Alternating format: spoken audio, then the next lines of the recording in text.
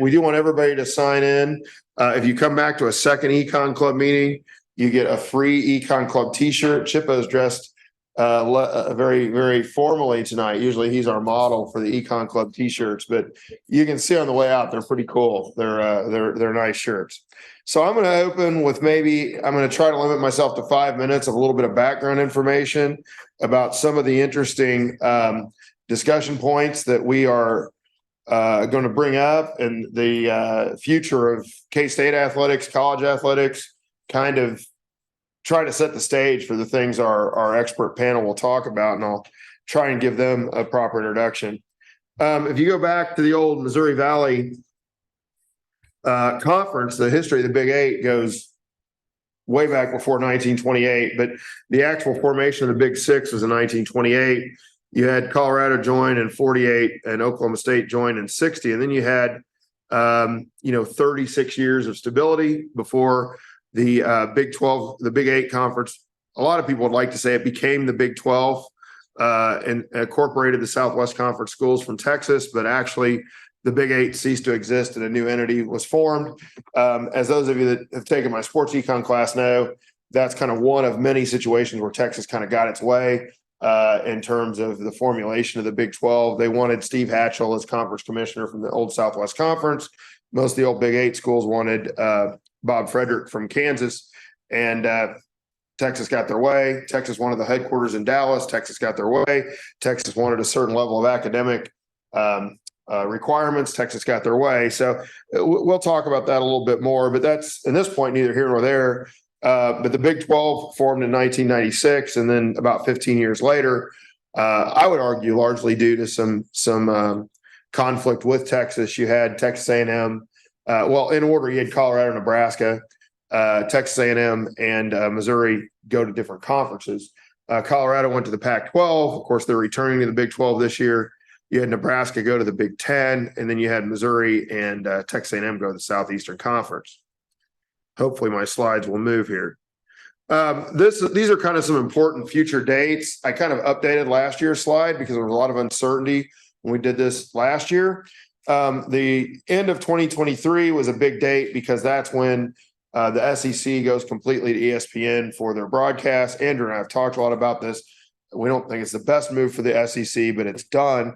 The Big Ten has kind of filled the void. They're going to be on almost every major conference or almost every major platform on television in the future, whereas the SEC is going to be ESPN and ABC exclusive.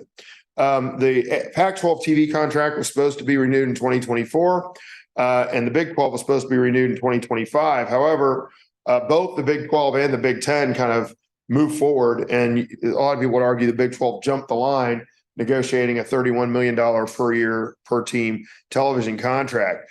The Pac-12, it's now been reported, was holding out for $50 million a year. Obviously, by the end of the negotiations, that $30 million looked pretty good, but some people would argue that the Big 12 kind of got the last secondary in terms of being a little bit behind the ACC or the SEC and the Big 10 big-time TV contract, and that kind of aced out the Pac-12.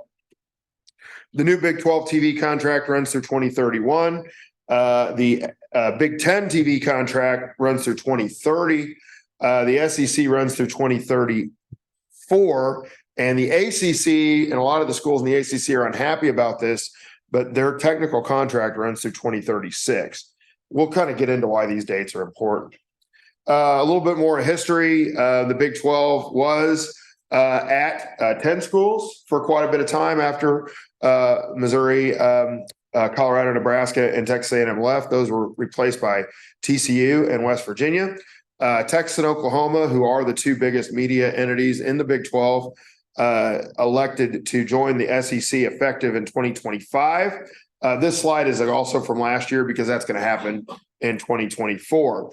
In response to that, the Big 12 offered BYU, Central Florida, Cincinnati, and Houston membership. And so we thought, okay, we have a new stable. This year we have a 14-team Big 12, as all of us that follow K-State athletics know. There'll be 12 teams, supposed to be 12 teams next year, but that didn't last very long either because the Pac-12, as they couldn't get a TV contract, literally the morning of, where they were hopefully get a TV contract. It was announced that Oregon and Washington were going to join USC and UCLA in the Pac-12. That effectively, although the Pac-12 was on life support at that point anyway, destabilized the league, and Arizona, Arizona State, Colorado, and Utah will all be strong additions to the Big 12, I would argue, starting next year. So you've got 4 Pac-12 teams going to the Big 10 next year, 4 Pac-12 teams coming to the Big 12, 2 other Pac-12 teams after that, which I think I have on this slide. Stanford and California, Berkeley, are going to go to the ACC, which is rather weird for a Southern California teams or California teams and Northern California teams to go to an Atlantic Coast Conference, but that's the new world we live in. So the Pac-12 is effectively left with Oregon State and Washington State, and there'll be a lot of legalese and struggles about what's going to happen to some of the money that they were hoping to get from the Pac-12. I did mention here the Big Ten's TV contract is Fox, CBS, and NBC, primarily Fox, but they're going to be on every major platform, whereas the SEC is only going to be on the ABC, ESPN, and then the Big 12 we're going to see mostly on ABC, more ESPN than ABC. I don't know if they have Tim could probably bring that up where they have a linear platform with ABC, but certainly with ESPN and with Fox. So there's been a lot of movement in these teams and these conferences, and hopefully we're not just completely dizzy and confused by this point. But I'll just kind of point out real quickly what the addition, because I think we're mostly interested in K-State and the Big 12. This was an article that I looked at Nate Silver's 2011 TV estimates and what was the relative value of the teams that were added. We were asked, and Andrew helped me with this to some degree, but I was asked in 2017, what would be the best possible additions to the Big 12, not counting Power 5 teams. We mentioned that Louisville, potentially Arizona and Arizona State were on the table for the Big 12, and those would be great additions. But not counting those, I listed BYU, Central Florida, and Cincinnati as the 3 strongest potential additions. I did not have Houston as high as a potential addition, and these teams in red are the teams that actually joined the Big 12. And then down here, you can see that the television presence of Arizona, Colorado, Arizona State, and Utah, as measured by Nate Silver in that study, were particularly high in 2011. Andrew and I are going to present a paper at the Missouri Valley Economics Association meetings next week, where we attempt to analyze the television footprint of 71 colleges that are the most big time college football presences in the country.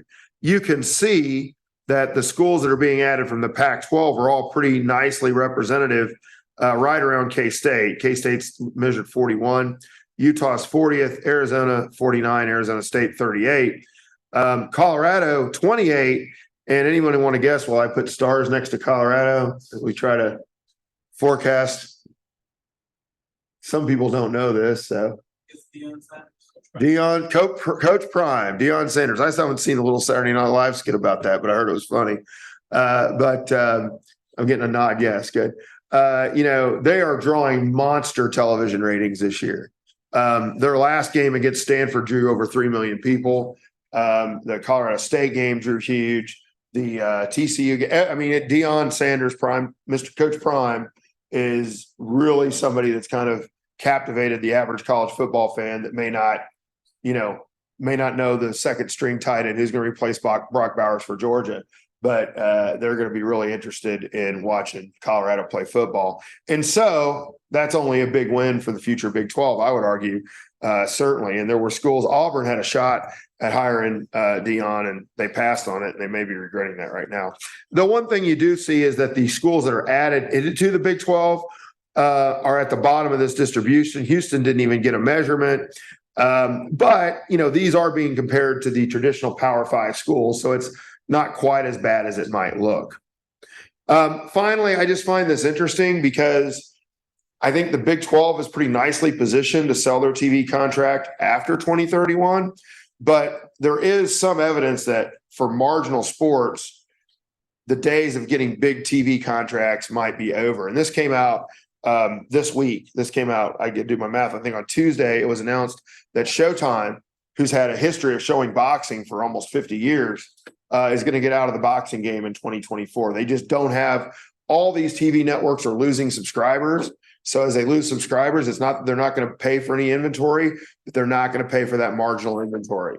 So again, I would argue the Big 12 being positioned as probably the third most valuable television entity in college football will be in pretty good position. But it will be interesting. The Big 12 is talking about showing off their basketball rights separately. They have it in. Brett Yormark's a really connected guy, isn't in with the Turner Networks and WBD, Warner Brothers Discovery. But I think some of these more marginal conferences may find themselves really shopping hard to get a decent TV deal in the future, because while sports draws the biggest ratings on television by far right now, the NFL dominates everything. More people are watching Amazon Prime tonight than anything else on TV by far, even though it's a streaming service. College football is the number 2 entity in terms of power and prestige and drawing ratings in anything in sports, well behind the NFL, but number 2. But then, again, some of these more marginal sports, I can see in the future where they're just not going to be able to draw the type of TV rights that they've been drawing, because people are cutting the cord. There's fewer and fewer subscribers to all these different networks. And this is kind of a big story that's under the radar, that Showtime, HBO was the home of boxing for my childhood. And now they are completely out of the boxing game too. So a lot of people thought that the Amazon Primes, that the Apple TVs would really go after sports. And really right now, all Amazon Prime has gone after is the NFL package. So Andrew can probably elaborate on that. So here are some things, and I'll keep this up for a moment. What do we think about the Big 12 after 2031 when this TV contract runs out? I think right now we're positioned really nicely, but how stable will the Big 12 be? Very difficult position, or a very difficult question to answer. Name, image, and likeness. They had hearings on Capitol Hill this week about that, where the West Virginia senator said he found it he didn't understand how people could root for freshmen or sophomores in college that are making millions of dollars, which seems kind of distasteful to me, but maybe a lot of old people feel that way. I don't know. And again, we're in these new conferences. Is this a new normal? 18 teams in the Big 10, 18 teams in the ACC, if you count Notre Dame, 16 teams in the SEC, and 16 teams in the Big 12.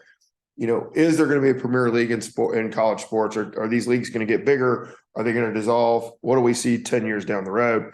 And these are from Sports Business Journal. The ACC numbers will be a little bit higher because when you look at SMU, is taking no money from television to be in the ACC. They just want to be a big-time player, and their alumni are footing the entire bill to pay the other teams to allow them to play in the ACC, even though the television networks are giving out some money for that.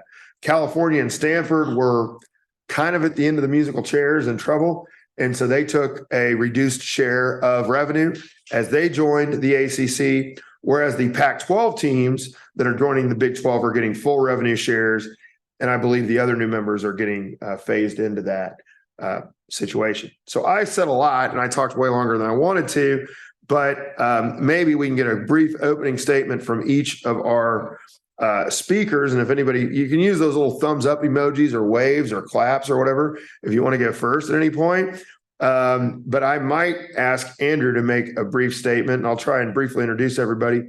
Andrew has done exceptional work on analyzing, the TV presence of different entities in sports, and also strategic decisions for different IndyCar racing and other positions. So Andrew, can you jump in where I stopped there, or what do you think?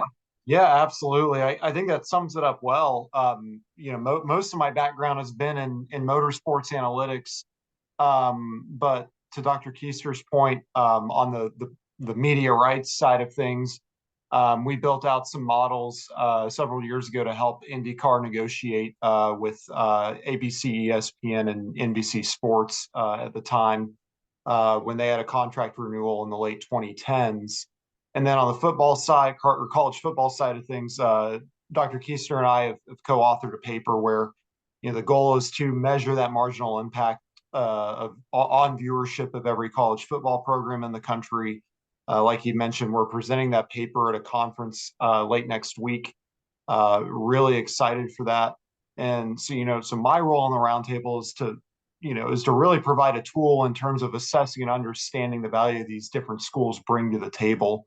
I'm probably not the guy you're going to ask about all the inner workings of the NIL or the Big 12, but trying to give those decision makers a tool to make more informed decisions is kind of where this paper comes into play that Dr. Keister and I have worked on. So happy to be on it. Wish I could be there in person, but there's always next time. And I'm certainly looking forward to that. And Andrew, just real quickly, I mean, I kind of gave my forecast of the future of media rights. Did that sound, you can tell me I'm totally wrong, but it just seems like it's going to be the haves and the have-nots 5 or 10 years from now. There's still going to be big money for the big players, but fewer and fewer smaller players are going to be getting anything close to what they want.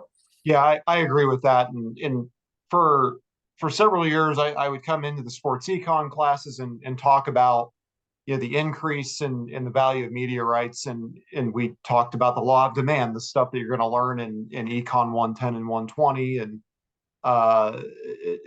one of the big drivers of that was the income of the buyers. So the income of the networks was going up, and if you use, for example, stock price as a proxy, you look at some of the battles that Disney and Comcast have faced the last couple of years.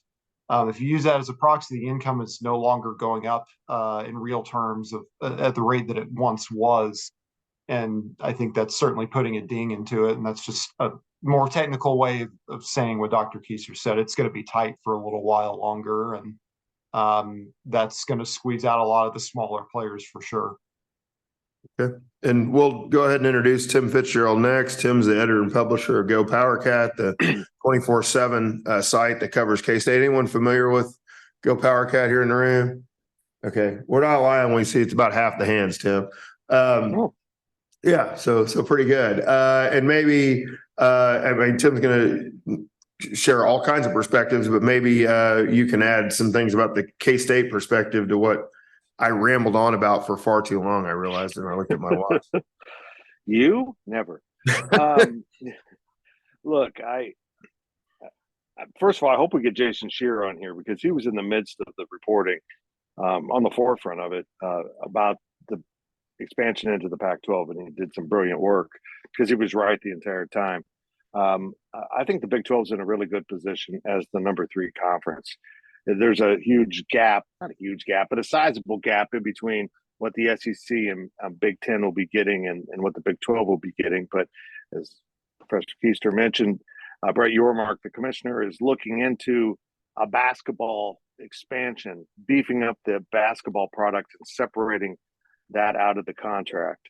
So for years, the entities have told conferences that your contract is 80-90% football, which is mostly true, but it sounds like they've discovered that actually basketball has more value, and the media entities have been getting basketball on a good deal. So he's going to try to separate them out, try to close that gap a little bit by bringing in some really quality basketball schools to go with the ones that are already in the conference, such as Kansas and Houston and Arizona, and Kansas State as Jerome Tang grows the product.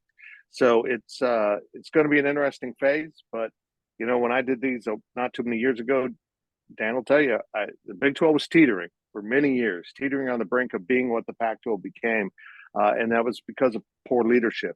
Well, they fixed the leadership issue, and they got more definitive. And honestly, it took Texas getting out of the way to get better leadership. Leaders weren't allowed to lead with Texas in there because they had to have their voice heard the loudest. So once that happened, the Big 12 really stepped forward and made some decisive moves, hiring Brett Yormark, jumping the line and signing the contract, which was probably the definitive move here that saved the Big 12 and put the Pac-12 in such peril. And once that happened, we all knew where it was going to end, except for the Pac-12 media, much of it that was, saying they were going to get $50 million a school, $30 million a school. And there was never that kind of money on the table. And again, I'd like to tell Jason this if he's here. I mean, the amount of, I guess, gaslighting, it really was embarrassing what certain people that I respect did it to a certain degree, and then people I'd never heard of and I don't care to hear about again did it to an absurd degree in terms of just telling this false narrative about the Pac-12's strength in these negotiations.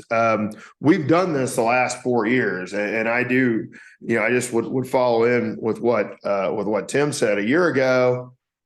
There was legitimate concern about where the Big 12 was going to be in 2, 3, 4, 5 years.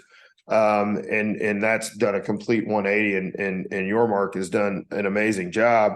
Without him, it's a combination of his leadership and Pac-12 arrogance that really set the Big 12 up pretty nicely, because there were schools I think it's safe to say that were interested in joining the Pac-12 from our conference a year or two ago, and they were met with a rather arrogant response. And then getting back to what he said about Texas, I put Louisville on those slides for a reason. The Big 12 could have added Louisville before the ACC did, and it was basically a go, as I understand it. And Texas said, "Oh, I don't know. We're a little upset about this," and they commanded their votes to shoot it down, and with the idea that Texas was in for the long-term benefit of the Big 12, which they never were. So, was any of that inaccurate, Tim? No. In fact, when the Big 12 added West Virginia and TCU, the plan was to add Cincinnati and Louisville at the same time, and Texas shot it down because they started doing the math, and they might have lost voting control of the Big 12 at that point, and that's all that mattered to them. The future of the conference, the health of the conference, the needs of the other schools never entered their mind. They wanted to control the Big 12, and they did that by not allowing the expansion. As soon as Texas announced they were out the door, they went and added 4 schools, the 3 best schools in my mind to add, and Houston, which was kind of a defensive move to keep other conferences out of an enormous market within the Big 12 footprint. And our other guest here is Vahe Gregorian, award-winning writer. I think I saw 7 or 8 times Missouri Sports Writer of the Year. Covers a lot of college athletics for the Kansas City Star, but also the Chiefs in a national perspective. And we kind of have him in here to give that 500 feet in the air or 5,000 feet in the air, whatever it is, perspective on, again, where things are looking for the Big 12 and for college athletics in general. Any of the things we've brought up, Vahe, we'd love to hear your perspective on. Hey, great to be with you all. Thanks for including me with this. I'd say, Dan, I think it's 30,000 feet, but I feel like that's the train you guys are in that I'm going to have a hard time getting to based on the level of sophistication and all the things you've said. This is a class in itself, just hearing your introduction and hearing Andrew and Tim speak. I'm struck by a couple sets of thoughts, though, that I'll just launch into here for a minute. You did a great job illustrating the historic role of Texas in a lot of this. What I find fascinating is, and please tell me if you disagree with this, there was a school of thought, though, that despite all, just for argument's sake, let's say all the damage inflicted by Texas, that the Big 12 at some point needed Texas and Oklahoma to feel like its stability and ultimate survivorship were going to be in place. And what do you know? It turns out that I think we can make a case. We'll have to see how this is down the road, that it's a net gain because of what they've been able to do since, and a different form of stability. I am struck by, in all the things we're talking about, though, how much everything is in flux, right? We're talking about realignment itself. We're talking about NIL being in flux. We're talking about literally the flux of the transfer portal.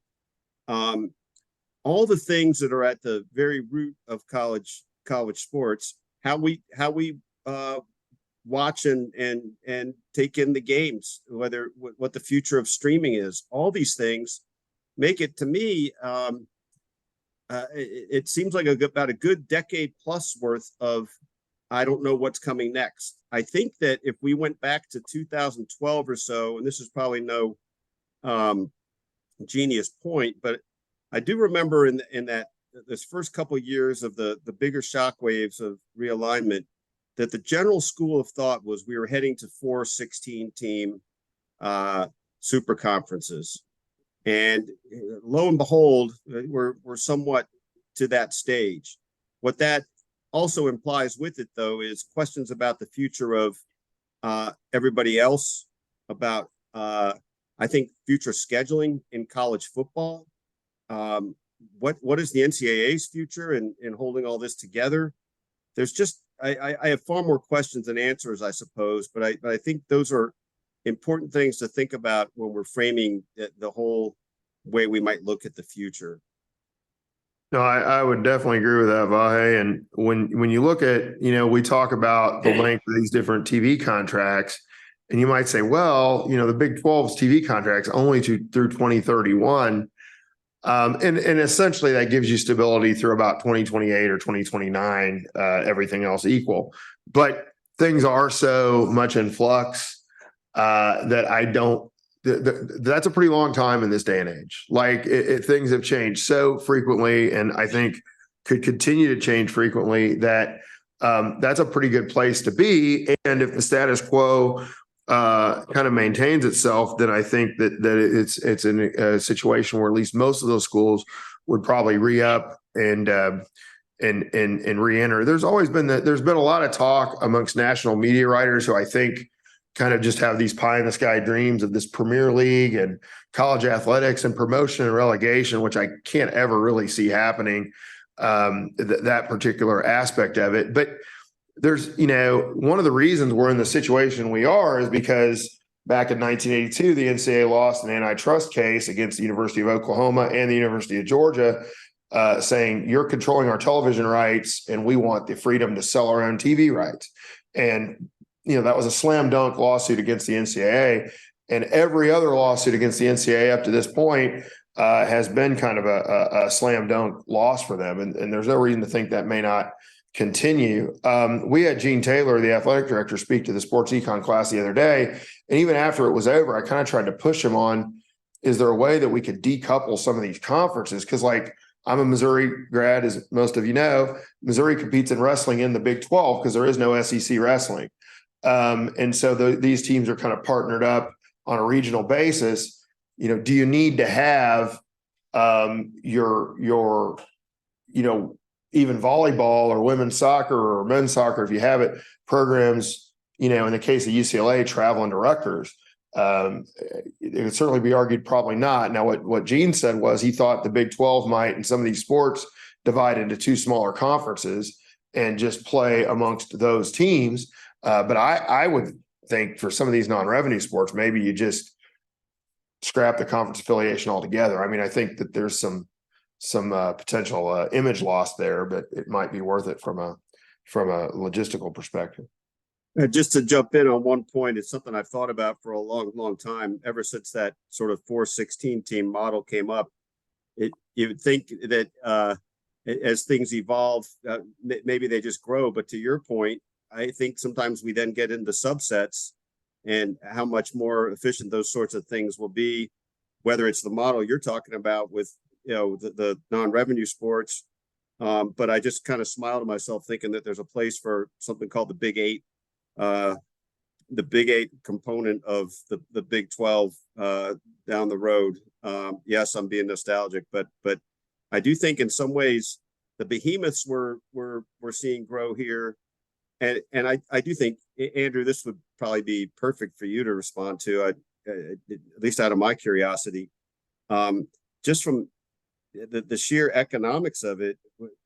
How much bigger is big in terms of what's appealing for places at the table, pieces of the pie? It's a good question. I don't know. I have a great answer for it, but it kind of reminds me, Dr. Kuester and I talked the other week when I was speaking to the sports econ class about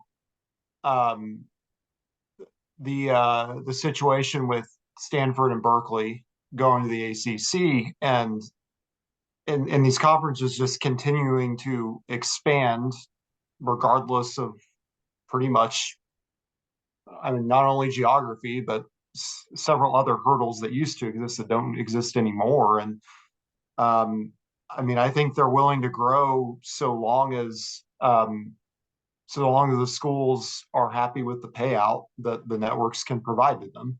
Now, I think we're starting to see a limit on that, right?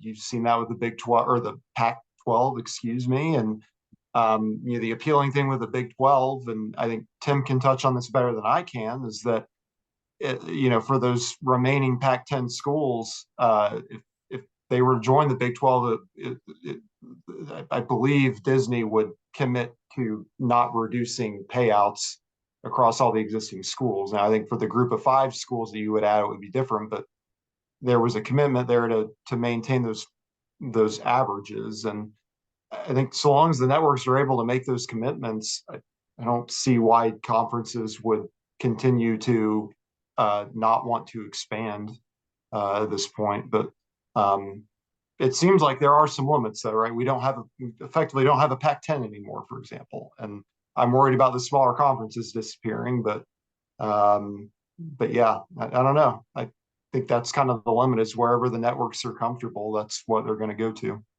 And I think we all have plenty to say, but again, this is interactive. You all can jump up, come on up here. If you have to come up though, Emily, you have to push us out of the way.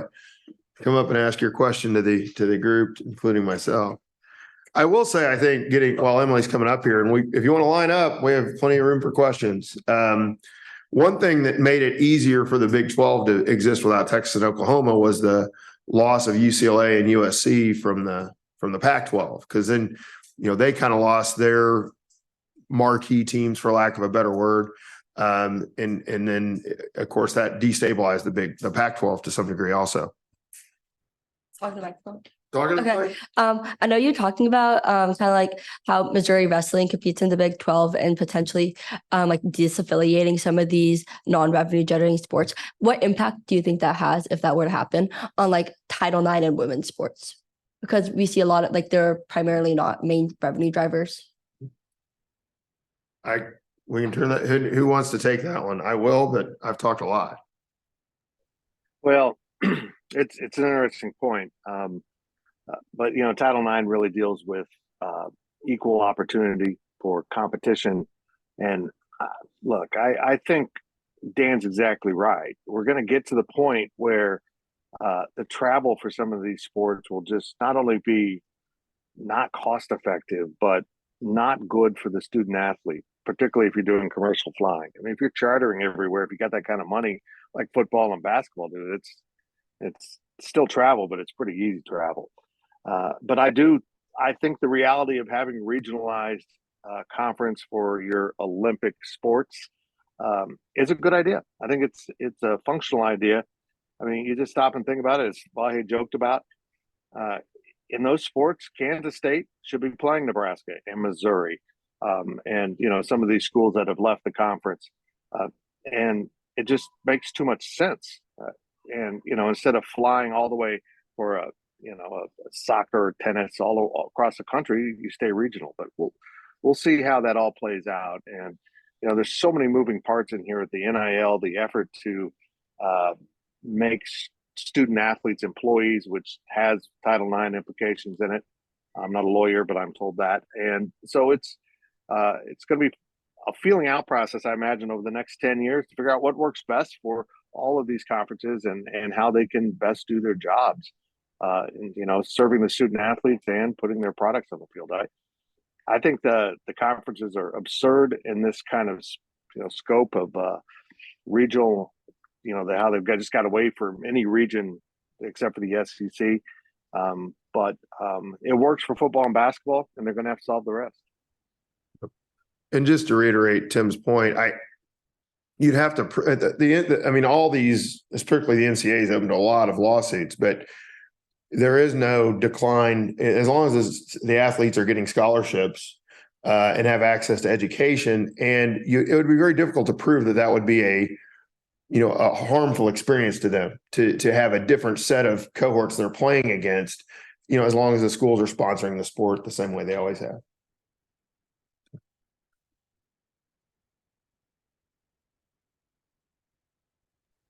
May I ask a question of everybody too? And I keep calling you Dan. You're Dr. Keister. I'm sorry. No, it's all good. I just wonder from the inside out of academia, we're talking about all these things that have essentially commodified higher education, commandeered it even to some degree. And I get that a lot of these things enhance the campus life, enhance the student athlete experience. but I really do at times wonder what it feels like to teach at Kansas State and anywhere, but to be in this kind of storm of all that, and whether it in any way feels to you like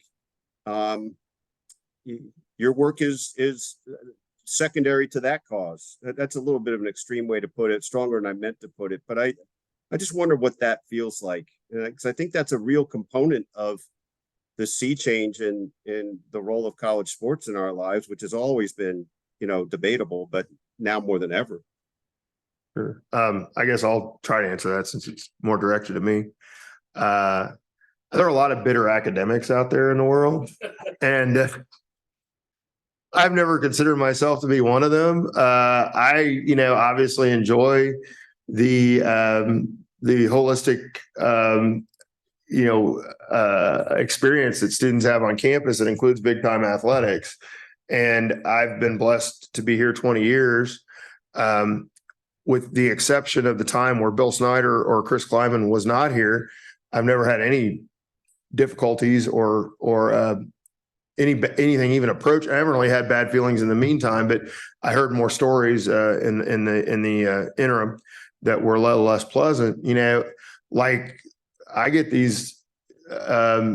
I've had a couple basketball players, but a lot of football players. They always show up every day. Most of them sit in the front. They're attentive, respectful, and fun to work with. And so, as most people that Vahe, when I came here, I was not the biggest K-State fan in the world because Bill Snyder and Larry Smith were not on each other's Christmas card list, and they beat Missouri 66-0. I came here in 1999, watched Missouri lose 66-0, and I was in grad school, and I still thought, man, these people are really nice. I had a pretty good time, despite we had Jimmy Doherty out there throwing interceptions left and right, and it was a horrible day.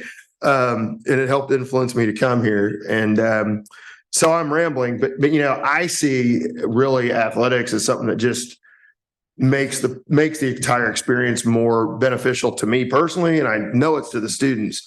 And Gene Taylor talked about the amount of money that athletics, they pay full tuition for these athletes. That's significant generation of revenue for the university. We've had several athletes that have majored in econ, some of the best students I've ever had. Petronita Marjova, probably still, I hate to say it, but probably still the best student I've ever had. She's certainly in the discussion, who is a tennis player here. So to me, there are people you can find that will scratch and claw and be bitter, but I'm certainly not one of them. So. You mind if I answer? Oh yeah, of course. So I'm in the economics department as well. One of Dan's colleagues, another bitter academic. There's lots of us. So my wife is in the English department, and there's a lot of variation, but you can probably guess that English faculty are not as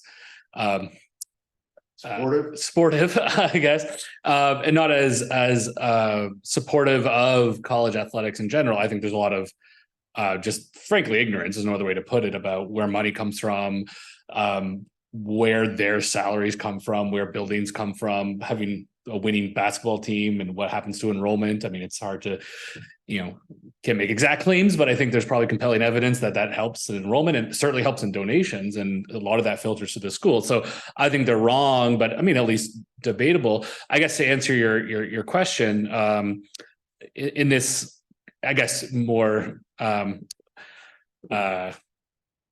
chaotic environment, I guess, with all these changes, do we feel more chaos? I think people who follow sports just see it's almost entertainment, I guess, in some sense. I mean, if suddenly football or basketball were to disappear, which is not going to happen, then things would be different. But for people there's a large fraction of faculty who are just not interested.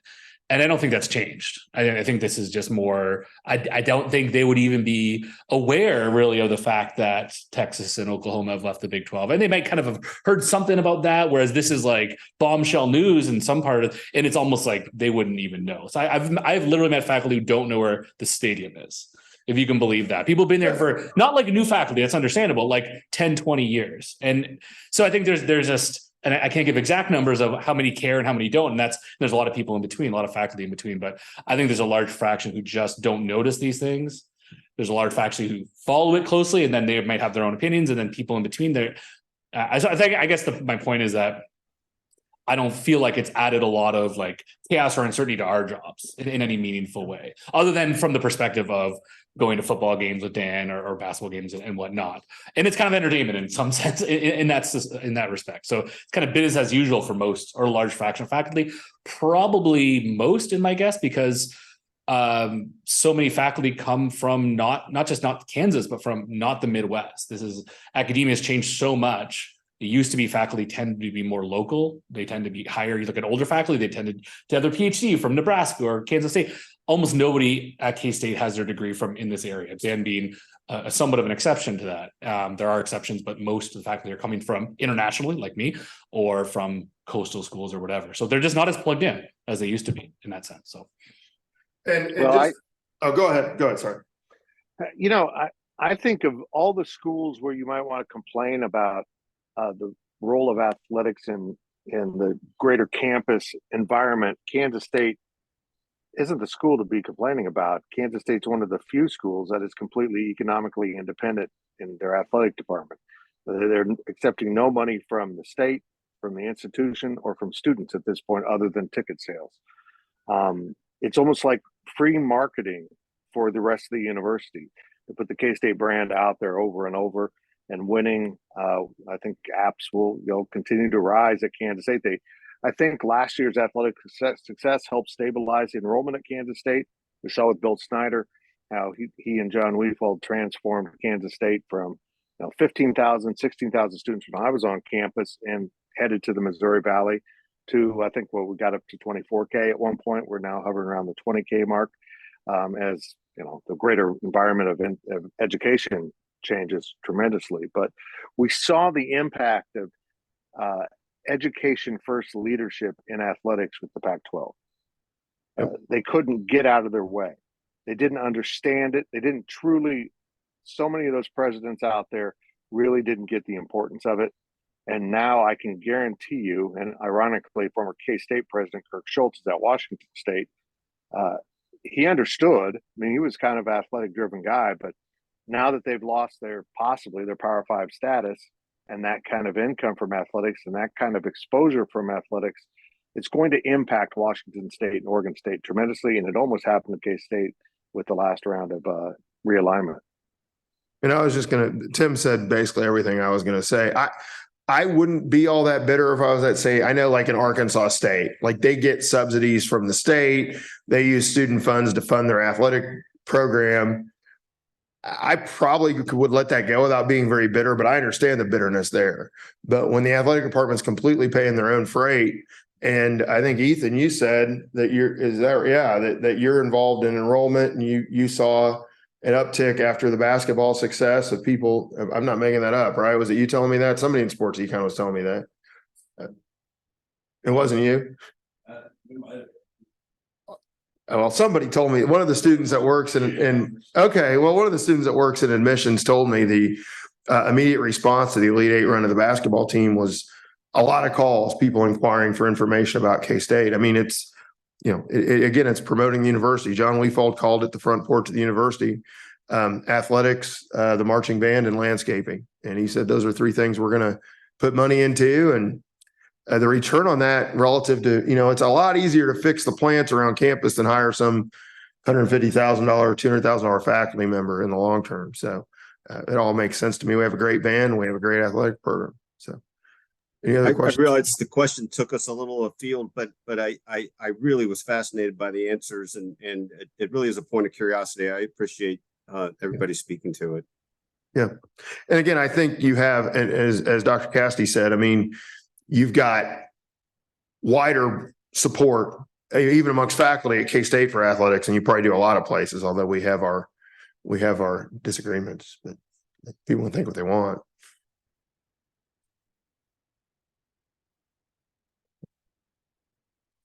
I'm going to have to look at my notes. Go ahead. I've got a question for my esteemed colleagues on the panel. So, because I think you guys have more experience than I do. So, thinking about the Big 12 and all their media rights contracts over the years, prior to 2007, the league or the conference would split out football from basketball from everything else periodically. and they chose to consolidate it in 2007 with that big agreement with ABC and ESPN, where they had football, basketball, and some non-revenue sports under one umbrella. And the size of that contract led to, or didn't lead to, was associated with in real terms, an increased amount of money relative to the normal increase that other conferences had at that time. Can you recall any conversations around that consolidation back then and why that occurred, and then why there's a belief now that splitting it out would be more beneficial for the schools? Tim's leaning forward. I'll let him take it. I don't remember actually, that split, but I think the general belief was this was a much more efficient way to do it. And I think at the first it probably was, but I think now they're realizing we've been giving, based on the amount of exposure the NCAA tournament provides and everything leading up to it, if you're playing big time games, that they've been giving that at a discount. And I'm not saying Brett Yormark will absolutely break that free, but he's exploring it. It's, as we found out from the Pac-12, it's one thing to get a number from someone giving you advice that says you're worth $50 million. It's another thing to go to the market and actually realize that happening. So, maybe one of his consultants is telling him they can pull, $15, $20 million per school for basketball only. But in reality, is that true? And he'll probably get into that with those entities. I think it was brilliant that he added it in. And also going back a skip, Dan, I really like the length of this Big 12 contract because it puts them at the table again before other entities. The ACC is the oldest contract out there right now, and it is also the last to expire. So they went for longevity and security, and it did the exact opposite. Now that conference is in peril because the contract is falling so far behind already, and it goes, 2034. So it's going to be a really miserable contract by the end of it, particularly when Big 12 and everyone else renegotiates. And so I like the length of this contract, but he is eyeing splitting that off and next time around, and we'll see if it happens. So a couple things. First, your original point, Andrew, my understanding is that the football was different in the mid-aughts up until, I don't know when, maybe even until about the time, but probably about 2006, 2007, where you were paid based on your television appearances. So if you were the ABC, which I think was the number one pick, the 2:30 ABC game, you got the most money. Everybody got a base amount of money, but the better your TV appearance was, and that was reflective on the performance of your team, you got more money than a team that was toward the bottom of the league. Again, Texas set that up so they could get more money because they, even when they're bad, they're going to be on the big TV platforms because the study Andrew and I shows they're like the number one TV presence, ceteris paribus, in college athletics. So they set it up so they get a little more money than K-State or Missouri or Iowa State. Led to a little bit of instability even there. I don't know about splitting it out. What I will say is I don't think it's a coincidence that the Big 12 TV contract comes up in 2031. That's the same year the NCAA basketball tournament contract comes up with Turner and CBS. And the thing about it's not that people don't care about college basketball, is that so much of the revenue and the interest is based on the NCAA tournament, and all the schools have already sold those rights to the NCAA. Like the NCAA controls that, and then they distribute the money based on conference success and some other formulas. And that money is set for $1 billion a year, $1.1 billion a year through 2031. So if any league can pull off a basketball contract that's really attractive, it would be the Big 12 because of, the Kansas State, Arizona, Baylor, not Texas anymore, but there's some big time players already in the league in basketball. And then if you add a Gonzaga, maybe a Connecticut, you're really starting to maybe a Villanova, you're starting to get a lot of big players. And he has such a good relationship with Warner Brothers Discovery at WTBS. It could happen. I don't know.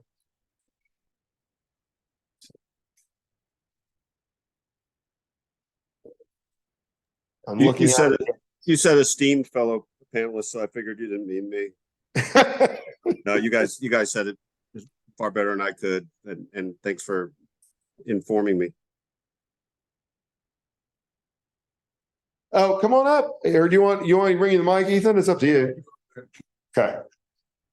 Yeah, if you have a question, don't sit and look at me. Come on up and ask it. We're open for this.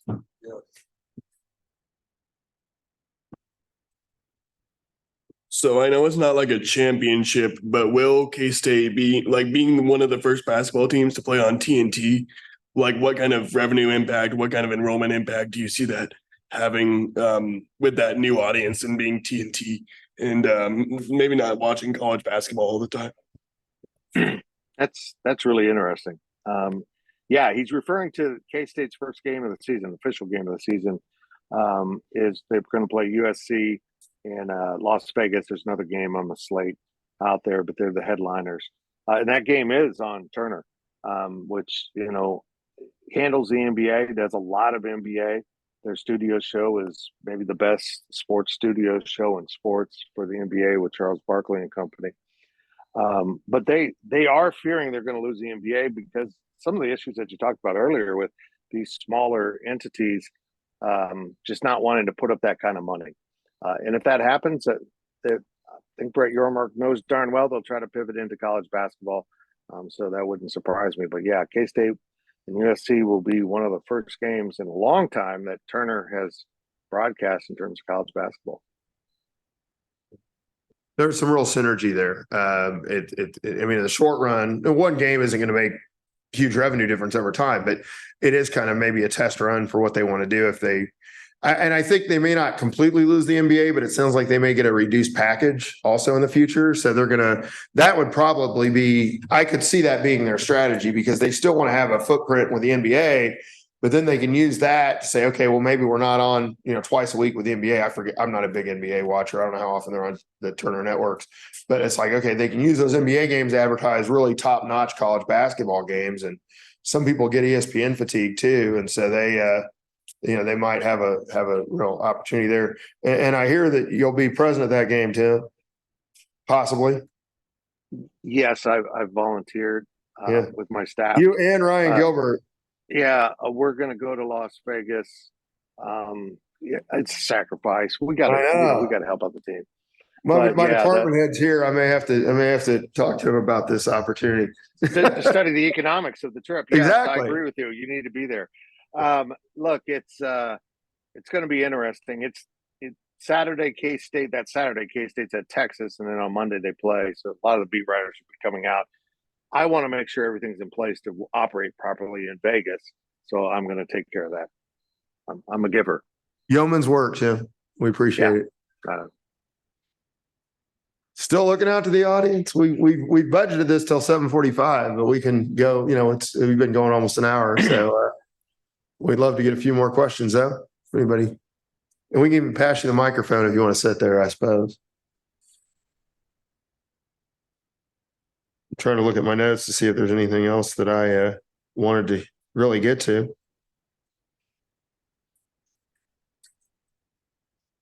I'd like to say this. I wish Jason had been able to be on. I mean, Basketball Media Day is important to Arizona because his reporting throughout this entire process was not only accurate, but brave, because everyone around him was shooting arrows at him, including some just atrocious accounts that we've learned were actually consultants for the Pac-12 that were doing unconscionable things. One guy compared Big 12 fans to rapists because, no means no. We don't want you. We don't want your conference. When we knew that the Pac-12 schools were talking to the Big 12, it reached the point of absurdity. I was exhausted by it, and I enjoy this topic. But as Brett Yormark said, when it all took place, this was the home run. Getting those four corner schools was it. I might disagree in some ways. I think now having 5 out west and 3 in the east kind of threw you out of whack a little bit. But everyone's sitting around now staring at the ACC that, as I mentioned, is fighting over their TV contract. And will they survive? And I think adding Cal and Stanford and SMU weaken their cause because those aren't great TV draws. again, they started leaning into the academic purpose of the conference, which isn't why you get paid. And sure, it has a function and a role, but the academic purpose of the conference doesn't get you TV rights money, and SMU, Cal, and Stanford are going to hurt that cause. So we'll see how it all plays out. But I won't be surprised if in a few years the ACC, there's someone finds a way to break that grant of rights, and we see schools scattered to the wind, which is ironic because the ACC has a lot of good properties, but put into a group, it's not good. It's very strange, but that's just how the market works. And if you look at, again, the thing that Brett Yormark impresses me the most is that the Big 12 has been aggressive and proactive under his leadership. The Pac-12 was always reactive. And 10 years ago, the Big 12 was reactive, partially due to Texas kind of putting a kibosh on some of the better options that were out there for the league. But it was always responding to what someone else did. It was never really being innovative or forward thinking. The ACC has become, to me, more reactive than the Big 12 ever was, because when I first started hearing about particularly SMU and then Cal and Stanford both joining the ACC, well, the argument is, well, now we're in the West Coast footprint. Well, yeah, I mean, you have two teams out there that nobody shows up for the games, and they're not really much in the way of TV draws, and it seems like it's working backward. Whereas the additions to the Big 12 are somewhat regional. They're well-established, serious athletic institutions, and there are such things, and there are schools that are not. It just seems to be a much more, again, forward-thinking idea. The ACC and the teams that are the most upset at the ACC are your Clemsons, your Florida States, probably your North Carolinas. They're the bigger market teams. Well, none of them wanted these schools to join the ACC. It was Notre Dame, who's not even a real member of the ACC, except they don't play full-time football there. They play the other sports there. That really pushed for this. And most of the ACC schools just went along with it. It reminds me of what many Big 12 schools did for Texas all these years, saying, well, if we give in here, maybe they'll treat us better and they'll give us what we want. Like maybe Notre Dame's going to become a full ACC member. Well, they're not going to. Like they were able to push to get Stanford and Cal put in the league, and they're going to give you nothing in return. That's my honest opinion on it. So, guys, let me just give you my analysis of what the Big 12 was with Texas in it. It was being in a relationship with a sugar daddy who was a narcissist. And at the end of the day, you had to break up. And once you did break up, you realized, oh, life's pretty good. And I think this conference is as unified as it's ever been. As Dan mentioned at the start, immediately in the formation of the conference, they're bickering over the commissioner, the office location, where to put games. I mean, they even moved the Big 12 basketball tournament to Dallas for a while, and that was a fiasco. Nobody went to that thing, except for the fans that are in Kansas State, Iowa State that travel down. So it's been an interesting situation to watch the conference kind of sigh of relief that came when they rid themselves of Texas. But that's just the reality. It's now the SEC's problem, and good luck dealing with them because they like to get their way on absolutely everything. I feel like they're finally going to get put in their place I really think Alabama is not going to put up with that stuff. It just isn't the way of the world. So we might ask, I guess I'll make a comment that could be close to a concluding comment unless anybody else has any questions, and we'll see if others have concluding comments. I will say we've been doing this for a while. I've been having friendly banter with Tim and other K-State experts for years, ever since Missouri left the Big 12 for the SEC, because I'm a proud Missouri alum. Dr. Cassidy accompanied me to Columbia this year to watch maybe a slight bit of revenge for the 66-0 thing I mentioned earlier. But for the longest time, the local attitude was, and I understand it, but it was like, and I'm not going to say anybody was pure as the driven snow, but it's Nebraska's fault. Nobody ever really blamed Colorado. They were just kind of like, well, they just went and did their own thing, but it's Nebraska's fault. It's Missouri's fault. And it's Texas A&M's fault that the league is as messed up as it was at some point. And I always said, it's like you're trusting Texas. People would come up to me and say, DeLoss Dodds will never do anything bad to K-State. Texas is always going to look after K-State, and you evil Missouri people just didn't know what you had and you left. And it's like, no, we got away from Texas. It's like, it's a really nice thing to get away from Texas. So that would be one of my general conclusions about all this about conference realignment. So, and you got him back. Ethan, yeah. Why don't we just pass Ethan the mic? Guess what? Texas is back, Missouri. Oh, yeah. Well, Texas is back. That's what Ethan said. But it's, again, Missouri just goes out and is just Missouri and the SEC. Like they kind of keep to themselves. And you've got Alabama, you've got Florida, you've got these LSU. I mean, they're just another one. It's going to be fine. I truly believe that. And, from a Missouri perspective, if they do the 3 permanent conference opponents, I know y'all don't care about this, but it sounds like it's going to be Arkansas, Oklahoma, and Vanderbilt every year. I mean, to me, that's pretty cool, right? I mean, I always like going to Norman. I like going to Nashville, and there you go. So, and then we're our rivals, kind of rivals with Arkansas now. So it'll be fine. It'll be fine. I'm not too worried about it, Ethan. Muttering under the breath. All right. Any other questions or closing comments from our? Maybe we can get Vahe. Vahe is always he and Joe Waljasper are like 2 of the people that I always want to pontificate about something when it's over. But definitely just when it's over. You can make it continue if you want. It's fun. I'm kidding. No, it's just it is really great to be with you guys, and thanks for the questions, Dan, and thanks for setting it up and making it so interesting for us as panelists. I mean, that's it's time well spent to be with you, and next time maybe we can talk about the economics of Taylor Swift and Travis Kelce if you want. Well, Emily, you just got Emily here for another hour. Emily went to the I'm going to embarrass Emily. She went to the Eras movie 3 times, I think, over the weekend. It was possibly 3 times when we had poker night. It was only twice. Okay, but had planned out every detail of the Eras experience, which we got to hear in great detail. Very interesting. I'm not going to lie. I didn't even know the movie was going on, and people in the Econ Club did. So there you go. So yeah, we could start a whole other conversation. Right? Well, yeah, we'll see. If it's still going on next year, maybe it'll be a thing for broader study. There you go. There was I just saw someone that did gave a nice presentation on the economics of Taylor Swift in one of my friend's classes. I can't even, unless you saw it. I saw it anyway. Yeah. So study is out there. That's a thing. There's actually somebody at KU who coincidentally is teaching a class on Taylor Swift this semester.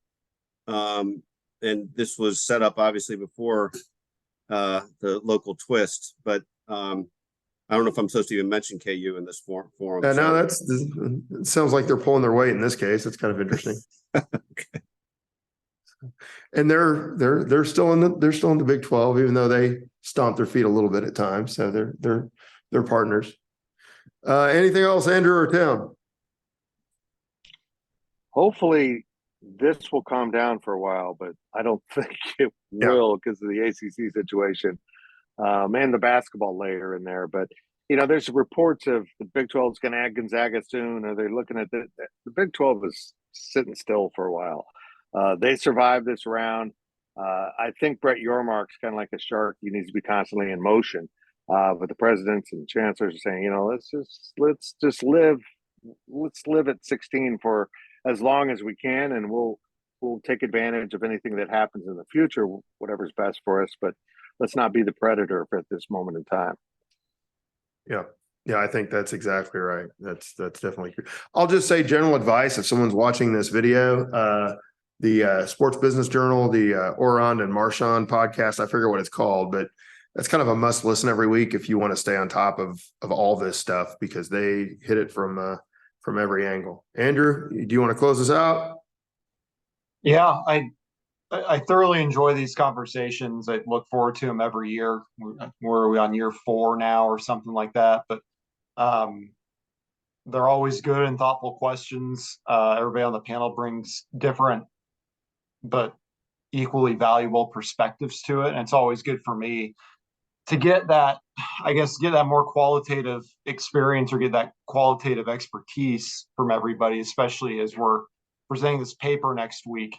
Because I would imagine we'll get questions that are not the same, but vaguely similar to what we've had tonight. So it's always useful to come in and chat about this. And there's a lot of bright students out there, and it's always fun to chat with them about these fun little things.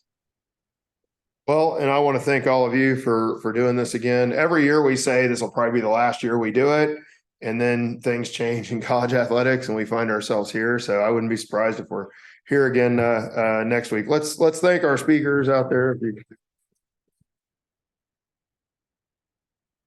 All right, thanks everybody. I'll send you all the recording of this and you can do with it whatever you wish. But thanks again. Good night. Thanks, guys.